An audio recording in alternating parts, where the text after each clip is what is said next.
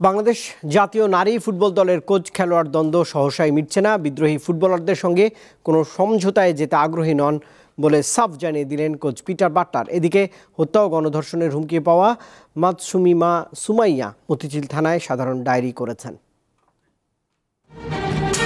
Peter বাটলারকে আবারও বাংলাদেশ নারী football দলে কোচ করে আনায় বিদ্রোহের ডাক দিয়েছেন ফুটবলাররা। 18 জন বিদ্রোহী ফুটবলার সম্প্রতি এক চিঠিতে বাফুফেকে জানিয়ে দিয়েছেন, বাটলার কোচ থাকলে বাংলাদেশের হয়ে খেলা তো দূরে থাক, অনুশীলন ক্যাম্পেও অংশ নেবেন না এবং প্রয়োজনে গণ অবসরে যাবেন।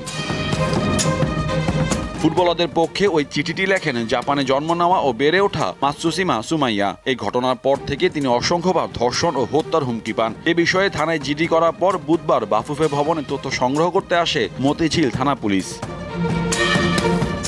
সতীর্থের এই অবস্থা নিয়ে নিজের ফেসবুকে স্ট্যাটাস দিয়েছেন সাফজয়ী আরেক নারী ফুটবলার মাসুরা পারভিন। তিনি লেখেন, বাংলাদেশে কেউ তাদের মানসিক স্বাস্থ্যের যত্ন নেন না, শুধু দরকার ট্রফি এবং কৃতিত্ব, যেন মূল্যহীন সব সমস্যা।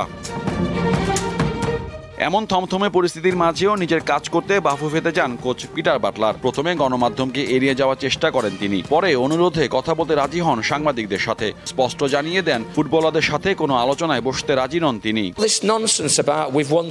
আমি আমার বক্তব্য বিশেষ কমিটিকে জানিয়েছি। আমার বিশ্বাস বাফুফে সঠিক সিদ্ধান্ত নেবে। আমার স্পষ্ট কথা, হয় ওরা থাকবে নয়তো আমি। ফুটবলারদের সাথে সমঝোতার কোনো সুযোগ নেই। দুবার সাব জেতায় এত বড় কিছু হয়ে যায়নি যে তারা যা বলবে তাই মানতে হবে।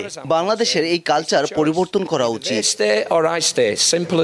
এর আগে মঙ্গলবার রাতে বাফুফের বিশেষ কমিটির মুখোমুখি হন এ কোচ। মোহাম্মদ হাসিব, দীপ্ত স্পোর্টস, ঢাকা।